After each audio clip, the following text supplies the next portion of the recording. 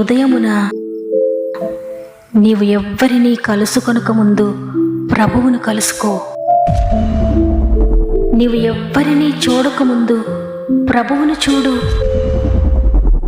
నీవు ఎవ్వరితో మాట్లాడకముందు ప్రభువుతో మాట్లాడు. నీవు దేనిని వెదకకముందు ఆయన రాజ్యమును నీతిని వెదకు.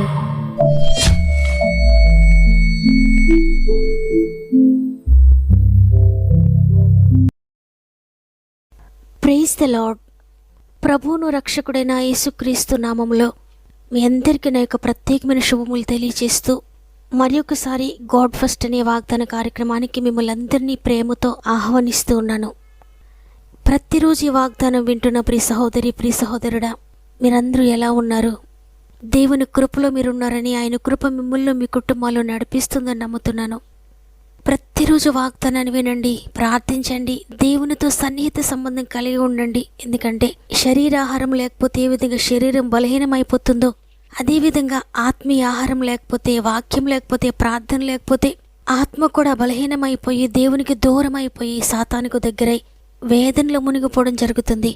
అందువల్ల దేవునితో దగ్గరగా ఉండండి, ఆయనతో సన్నిహిత సంబంధం కలిగి ఉండండి. శ్రమైన, శోధనైనా, కరువైన, కన్నీళ్ళైనా ఏదైనా దేవుని విడిచిపెట్టకండి. ప్రతి సందర్భంలో ఆయనను గట్టిగా పట్టుకోండి. మీరు దేవునికి ఎంత దగ్గరగా ఉంటారో అన్ని అద్భుతాలు ఆత్మీయంగా, శారీరకంగా కూడా మీరు పొందుకొని అనేక మందికి ఒక మోడల్గా మీరు నిలవబడతారో ఆ విధంగా దేవుడు మిమ్మల్ని చెయ్యాలని మీ కొరకు ప్రార్థిస్తున్నాను. అంతేకాకుండా మీలో ఇంకెవరికైనా ప్రే రిక్వెస్ట్ ఉంటే కామెంట్స్ ద్వారా తప్పక నాకు తెలియచేయండి. వాగ్దానం వింటున్న మీరు కూడా తప్పకుండా కామెంట్స్ అన్ని మీకు అనుకూలమైతే చదవండి. అందరి కొరకు మనం వాక్యం చివరిలో కలిసి ప్రార్థించేద్దాం. మన ప్రార్థన దేవుని దగ్గరికి చేరాలి, ఆయన హస్తాన్ని కదపాలి, ఆయనే దిగివచ్చి అందరి జీవితాలు అద్భుతాలు చేయాలి. కాబట్టి ఏ సమస్యలో ఉన్న చివరి ప్రార్థనలు ఏకీభవించండి, పరిశుద్ధాత్మ కార్యములు పొందుకోండి. సమస్త మహిమ, ఘనత, ప్రభావములు దేవునికి చెల్లునుగాక. ఈరోజు ప్రభు మనకు అనుగ్రహిస్తున్న శ్రేష్టమైన వాగ్దానం ఆదికాండము 22వ అధ్యాయము 14వ వచనము. అబ్రహాము ఆ చోటికి యెహోవా ఈరే అను పేరు పెట్టెను. అందుచేత యెహోవా పర్వతము మీద చూచుకొనును అని నేటి వరకు చెప్పబడును. ఆమేన్. చూడండి, దేవుడు ఈరోజు మీతో మాట్లాడుతున్నారు. మీరు ఏ విషయాన్ని గురించి భయపడకండి, నమ్మిక మాత్రం ఉంచండి, నాకు అప్పగించండి మీ ప్రతి పనిని, నేను చూసుకుంటానని చెప్తున్నాడు. దేవునికి అనేకమైన మార్గములున్నాయి. ఆయనకు అసాధారణమైన, అపరిమితమైన మార్గాలున్నాయి. అవి మన ఊహకు అందనివి, మన పరిమితులకు మించినవి. మన జీవితంలో ఒక్క మార్గం మూసుకొని పోతే 7 మార్గములు తెరుస్తాడాయన. ఒకవేళ 7 మార్గములు మూసుకుపోతే 100 మార్గాలు తెరుస్తాడాయన. ఆయన నీ స్థితిగతులన్నిటిని కూడా చూచుకొనడానికి సమర్థుడు. అబ్రహాం అదే నమ్మాడు. అబ్రహాము ఆ మాట ఎప్పుడు చెప్తున్నాడో మనం పరిశీలిస్తే ఆదికాండం 22వ అధ్యాయం మొదటి నుండి మనం చదివితే దేవుడు అబ్రహాంతో చెప్పాడు, నీ ఏకైక కుమారుని బలిగా అర్పించాని. వెంటనే అబ్రహాము లేచి తన గాడిదకు గంత కట్టి పనివారిని తీసుకొని, కట్టెలు తీసుకొని దేవుడు చెప్పిన చోటుకి వెళ్ళాడు. తరువాత పనివారితో చెప్తున్నాడు, మీరు గాడిదతో ఇక్కడనే ఉండండి, నేనును ఈ చిన్నవాడును అక్కడికి వెళ్ళి దేవునికి మొక్కి మరలా మీ యొద్దకు వచ్చేదమని చెప్పాడు. ఎంత విశ్వాసమో చూడండి.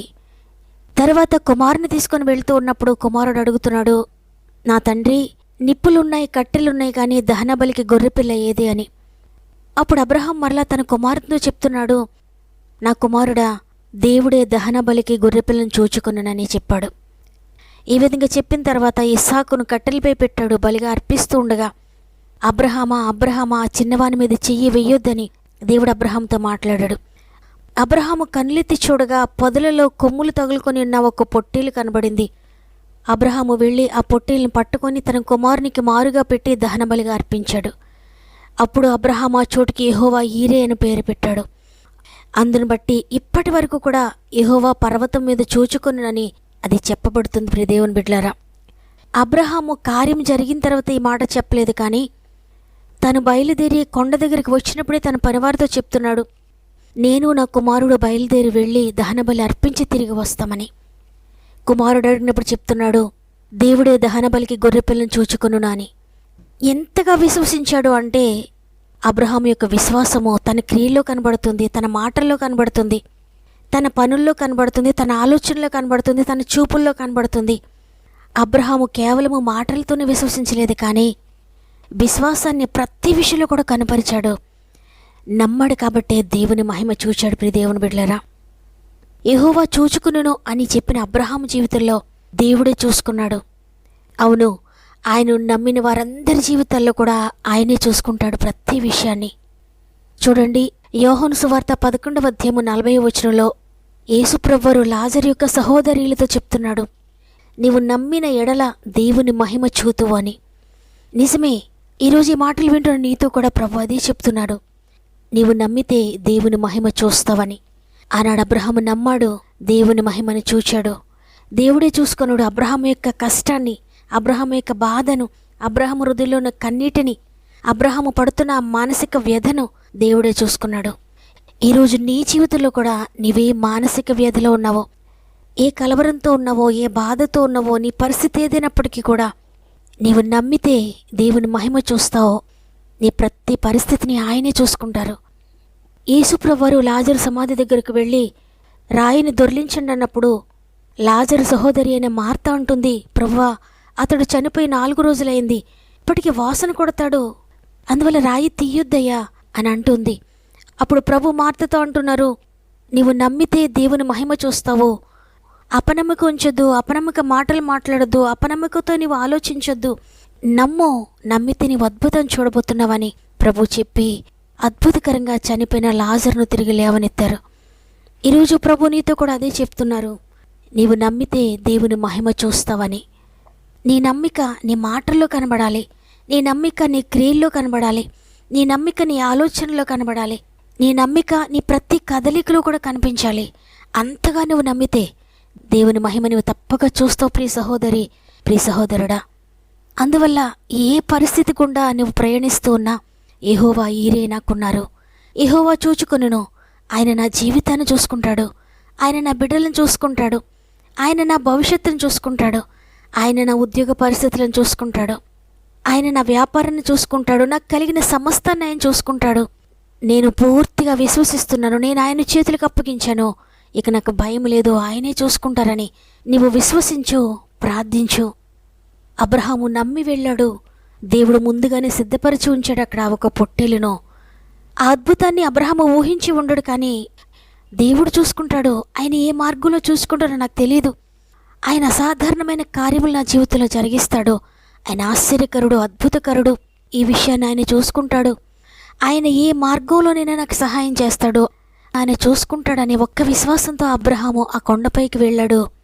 అబ్రహాం ఏదైతే నమ్మాడో అదే అబ్రహాము జీవితంలో జరిగింది. ఈరోజు నీవేదైతే నమ్ముతున్నావో, దేని విషయాన్ని దేవుడు చూసుకుంటాడని ఆయనకు అప్పగిస్తున్నావో, తప్పక ఆయన చూసుకుంటాడు. నువ్వు భయపడొద్దు. యెహోవా ఈరేగా ఆయన నీకు ఉండబోతున్నాడు. నీకేమీ లేకపోయినా, ఎవరూ లేకపోయినా ఆయన నీకున్నాడు. దేవుని బట్టి ధైర్యం తెచ్చుకోండి. ఈ వాగ్దానం ద్వారా నేను బలపరచబడ్డాను, దేవుడు నాతో మాట్లాడాడు అన్నవారు ఒక్క నిమిషం నాతో మోకరిస్తారా? ప్రార్థన చేద్దాం. ప్రేమగల తండ్రి, నీకు వందనాలు. నీ ఉచిత కృపను బట్టి మరి ఒక దినమును మాకు ఇచ్చారు. ఈరోజు నేను స్తుతించే గొప్ప భాగ్యమును మరలా దయచేసినందుకు నీకు వందనాలు తండ్రి. యెహోవా ఈరే, యెహోవా చూచుకొనును అనే మాటని ఈరోజు మాకు అనుగ్రహించారు. అవును తండ్రి, ఈరోజు ఏ ఆధారం లేని బిడ్డలు ఎంతమంది ఉన్నారో, ఎంతమంది మోకరించారో, వారికి ఆధారంగా నీవున్నావు, వారిని చూచేవాడవుగా నీవున్నావు, వారిని లేవనెత్తేవాడవుగా నీవున్నావు. ఇక భయపడక్కర్లేదయ్యా. ఈ వాగ్దానాన్ని విశ్వసించడానికి ప్రతి బిడ్డకు శక్తినివ్వండి.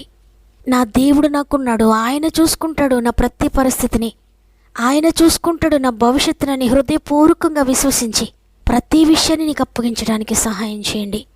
మా ఆత్మీయ కుటుంబములు ప్రతి ఒక్కరిని చేతిలో పెడుతున్నానయ్యా.